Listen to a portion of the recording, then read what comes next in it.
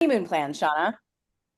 We're thinking of going to Costa Rica, Nice. probably next April. Because in the madness of wedding prep and actually having the wedding, we were like, let's just enjoy this milestone for what it is. We don't need to run on a honeymoon 24 hours later. So that's as far as we got, though. We're thinking of Costa Rica. We've made no plans.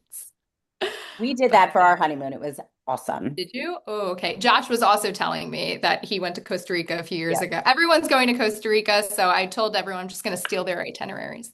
Yeah. All right. Well, I think we can go ahead and get started. It seems like people are trickling in. Hi everyone, and early happy 4th of July to you all. I'm Shauna Medell, Storyraise's VP of Creative Studio, and I want to welcome you to this session of Storyraise Boost, a fast-track virtual learning series that'll go through the end of the year.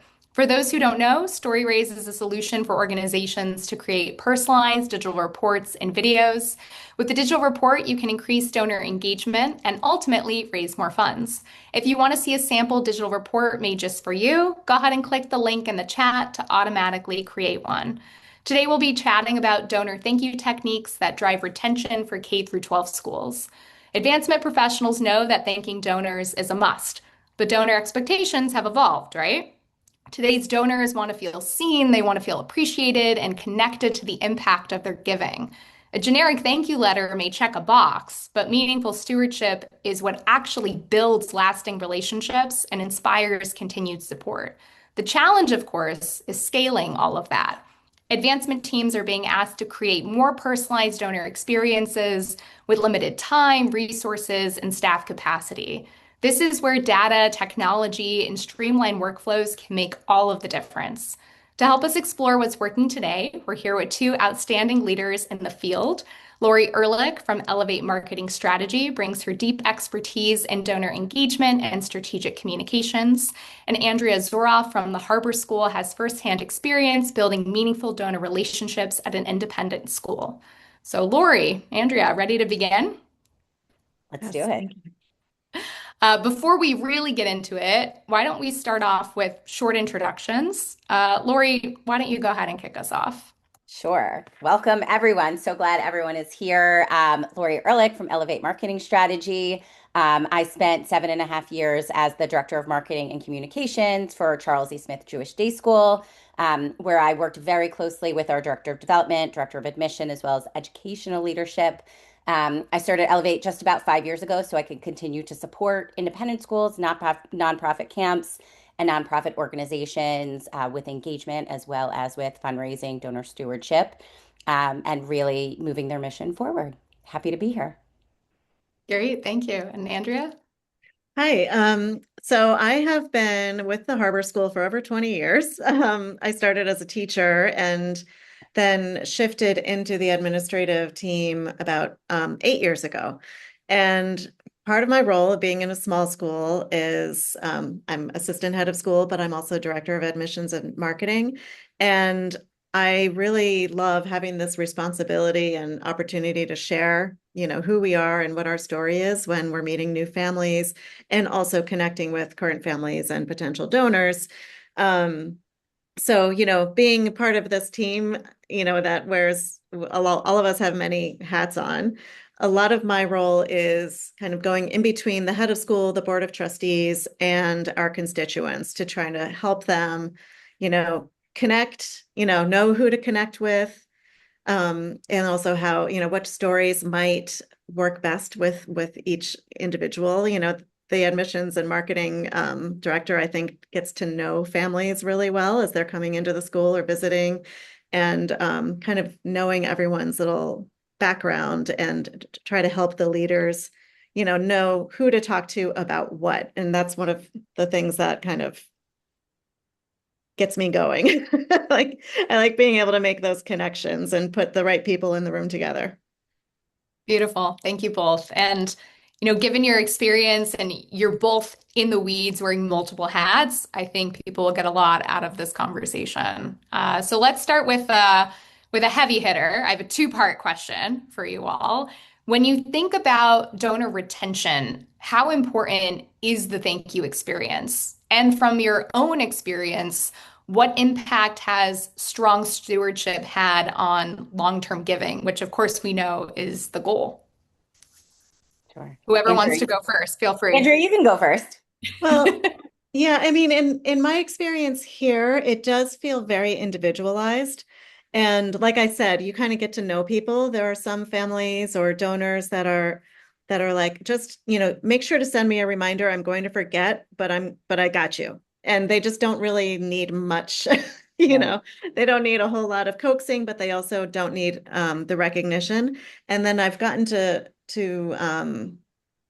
learn, especially this year, there's so many variations, and there are some families who really appreciate that, being invited in, like, let's have some coffee and talk about, how things have been going this year, what we've been, using the funds that we raised last year, how we've been putting those to work. What do you think about that? And just kind of giving them the buy-in, the recognition and the attention. So it's really kind of tailored here. We're a small community, so we are doing we're thanking people and stewarding in different ways depending on the individual. Hmm. Yeah, and I Laurie. think that donor thank you, it's not, you're not just thanking them for the gift that they just gave you. You're you're starting to spearhead the next giving phase or the next campaign. You want to plant those seeds and plant those breadcrumbs so that when you do make an ask, or if there's an appeal at an in-person event or a gala or something else, that a family or a community member doesn't even have to think twice. It's like, oh, I'm going to give that gift, or I'm going to increase my gift. So, like Andrea was saying, you also have to be cognizant of what are those giving levels? Who needs a little bit more love, and really understanding who your donors are. I worked with a school who, I knew somebody who was a donor there, and she said, I gave a $10,000 gift and I got a thank you letter from the director of development. No phone call, no personal like note on the acknowledgement letter, nothing. And $10,000 is not small potatoes. Of course, Mhm. we can't pick up the phone and call every single donor, but just understanding for your individual school, what are those major giving levels? Where do people need a little bit more love? And, who might have the capacity to give even more in the future? And, really keeping that in your back pocket. Great, thank you. That's helpful to keep in mind, especially as we move into our next question. If you could share an example of a donor thank you strategy or stewardship initiative that worked particularly well, it could be something that you worked on recently, could be many years ago, but anything that comes to mind that you think you could give to our group to show, from beginning to end, what worked well. Maybe people could learn from that. And again, Andrea, Laurie, whoever wants to kick us off, go ahead. Go ahead, Laurie. Sure. So, because we're working in school environments, whether it's a K to 8, K to 3, pre-K to 12, whatever it is, we have students who are benefiting from the impact of a gift, whether it's $50, whether it's $50,000. So how can we really leverage showing donors the value of their gift? So what I really love to do is, take a look at what do we have available to us? Is it videos of students? Is it testimonials? Is it anecdotes? Can we have our pre-K and kindergartners draw a picture and say thank you? These little like things that will really tug at your heartstrings. And then it's, from the moment somebody gives a gift, what does that initial acknowledgement look like? And then what do these touch points look like along the way? Is it a quarterly donor newsletter? Is it a monthly donor newsletter? Is it, personalized follow-ups at the highest levels where families have access, not just to student panels, but also to the head of school. The head of school is like the chief fundraiser. So, having access to that person is really important. And then also, how are you not going dark during the summer months, during periods of other, heavy things like the beginning of the school year where fundraising isn't as prominent, but it should always be in the background with that, storytelling, story showing, and making people feel good about the value of their investment. Great, thank you. I love this hand-drawn picture idea, just thinking creatively outside of the box and also, something that's really specific to the K through 12 environment. And, you want something that pulls at the heartstrings and that shows that element of care and that element of education and growth. Andrea, go ahead.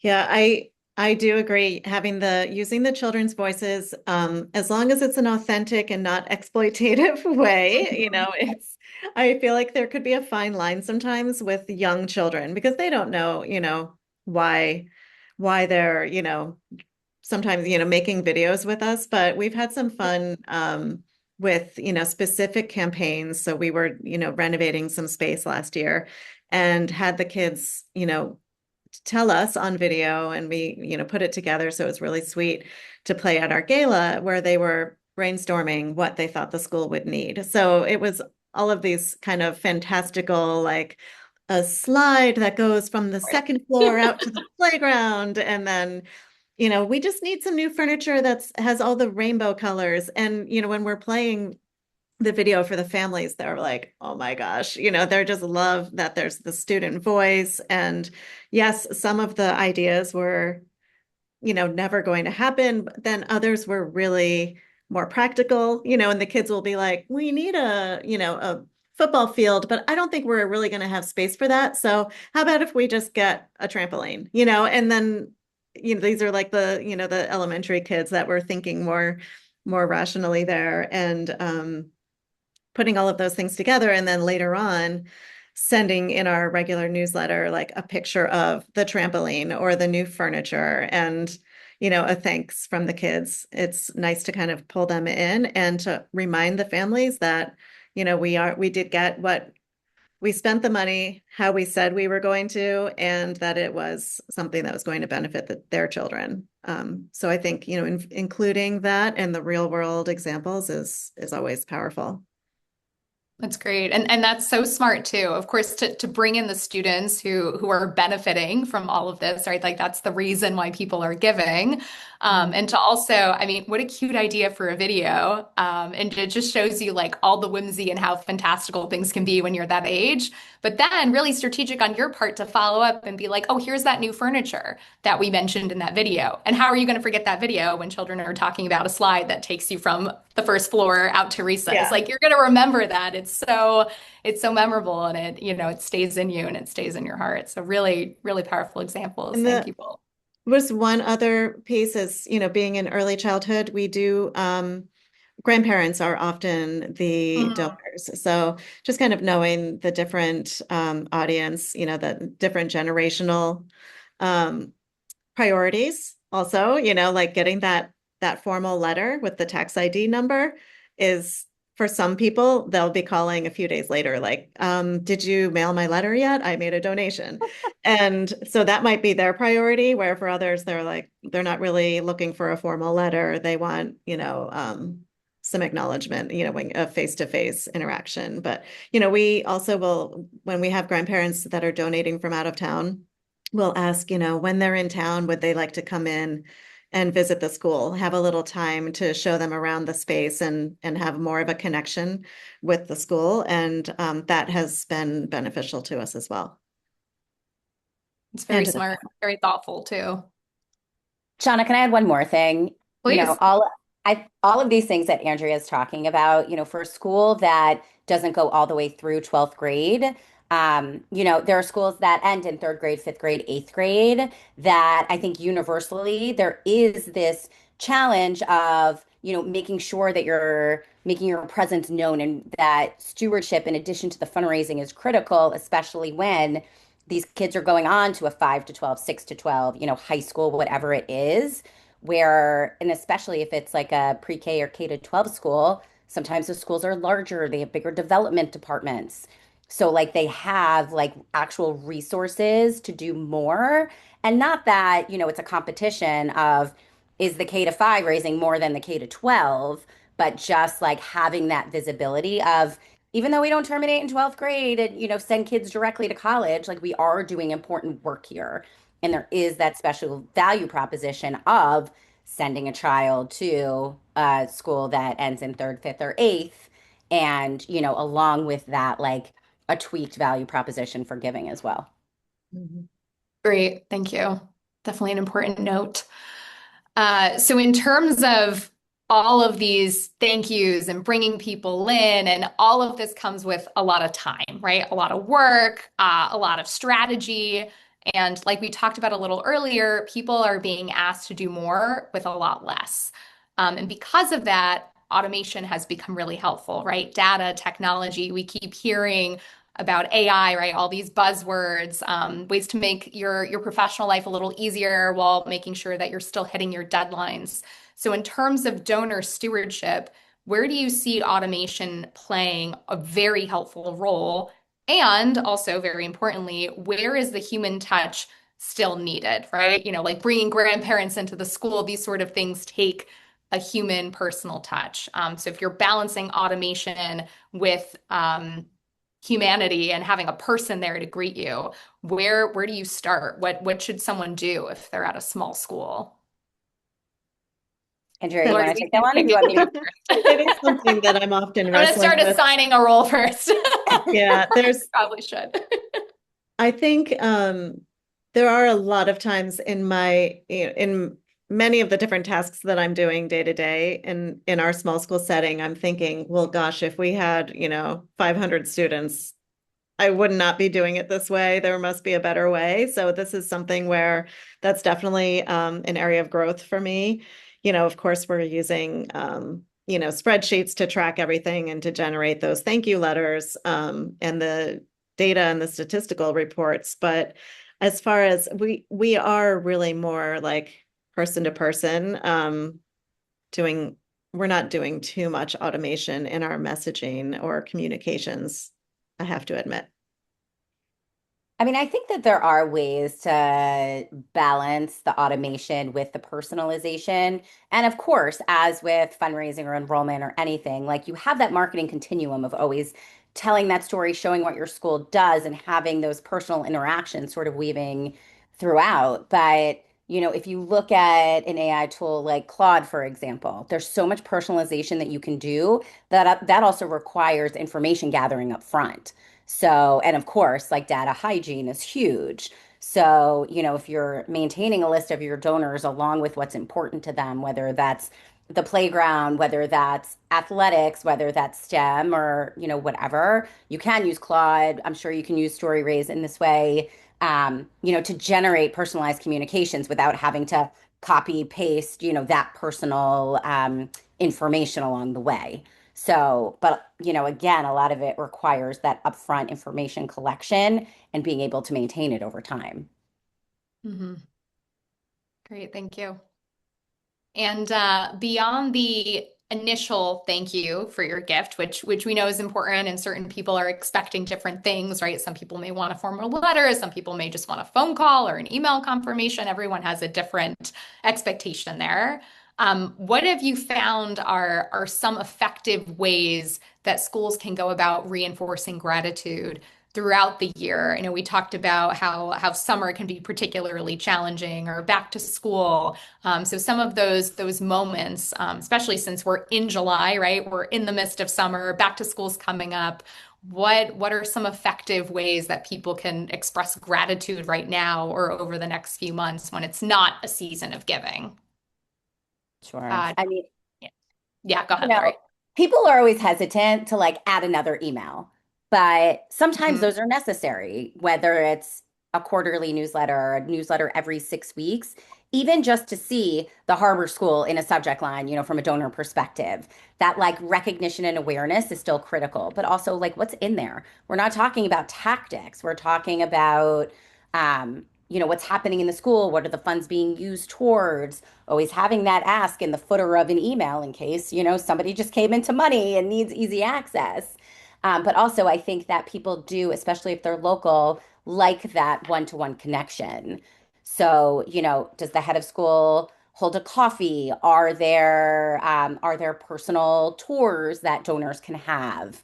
Is there some type of special student showcase, or even just like some events that are happening year over year? Is it a fourth grade invention convention? Is it a seventh grade science fair? that sometimes, schools don't think about inviting donors to that, but just to have them see that, especially with grandparents, especially, with donors that have been giving a long time, to see the evolution, I think, really keeps them close to the school and keeps them wanting to give.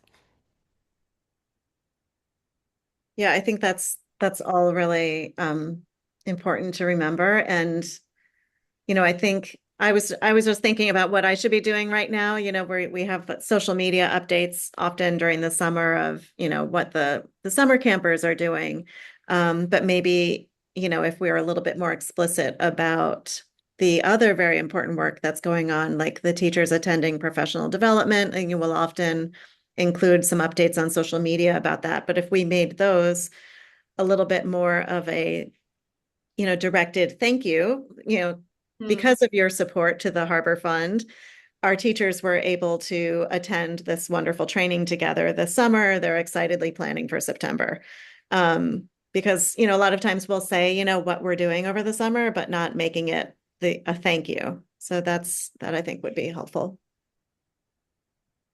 Great. Thank you both. And my last question, more so of a walkthrough. This is for you, Andrea. I know that you all created a digital report using Storyraise, helping bring some of those thank yous and ideas and gratitude to life. I'd love to give you an opportunity to go through it with us in real time. So I'm gonna Okay. share our screen. You can say as much or as little as you want about each page. We have a few minutes left. This is the last thing that we're doing, so feel free to again take some time to go through how this digital report solves some problems. Maybe was a Mhm. new, dynamic, innovative experience for people who are used to emails or Mhm. print thank you letters. So again, floor Yeah. is yours. Walk us through it. Thank you. So this was kind of, um, I had started with our old-fashioned, paper bifold brochure and letter, and then tried to, do my best to convert this into a digital report. What we've been doing at Harbor is over the years have been connecting the Harbor Fund to our big theme for each year. So this year, our big theme was empathy. And so we like to tell stories of, why empathy, or we've done connection or transformation, whatever the big idea for the year is, how can we show what that means to us in school, and how would supporting the annual fund support that mission? So this story is the video of the children explaining what empathy is and why it's important. And so we showed this at our grandparents' day, when we had or we call it Generations Day, around Thanksgiving, when families come in. And when we were using more videos to tell stories, we've been trying to kind of make sure people see them by linking them in an email or putting a QR code in the brochure. But, Storyraise, this platform kind of opened this up to us that, we can send this directly to people. They don't need to refer back to that paper or scan that QR code. Um, so they can see all of the many parts together. So we have the statistics from last year, the total we raised, what the range of the gifts were, but now we can also add live updates to what's going on this year. So we've been, adding the names of the donors as they come in. Um, Showing, the average gifts, where we are, what our percentages are. And so instead of people waiting until next year to see that report, they're able to look at that. So all of these thank yous are current. So this is this year's report. So I like being able to show people this update and not have to, send them a postcard that has infographics on it. And those tools were really easy to work with, put those all together. I'm like, oh, I could do an animated tally. Perfect. Great. I'm glad to hear that. And isn't it nice when technology cooperates and it's easy to work with? And if you can do it yourself without having to rely on a whole team, it takes the burden off of Right. those sort of print reports or those bigger projects that involve so many people. Yes. Thank you for sharing. It looks great. Thank you. I'm excited to watch that video with the volume on. It looks so cute, It's and really sweet. yeah, it looks very sweet. Oh, great. Well, thank you, Laurie and Andrea, for a great conversation. We really appreciate your time and your insights. To learn more about Elevate Marketing Strategy or the Harbor School, you can click on the links and the LinkedIn live chat below. And one more plug for that sample digital report I mentioned earlier. If you want to see a sample digital report made just for you, made just for your organization, go ahead and click the link in the chat to automatically create one. If you have any questions about Storyraise or anything we discussed during our webinar today, you can reach out to me at shauna@storyraise.com.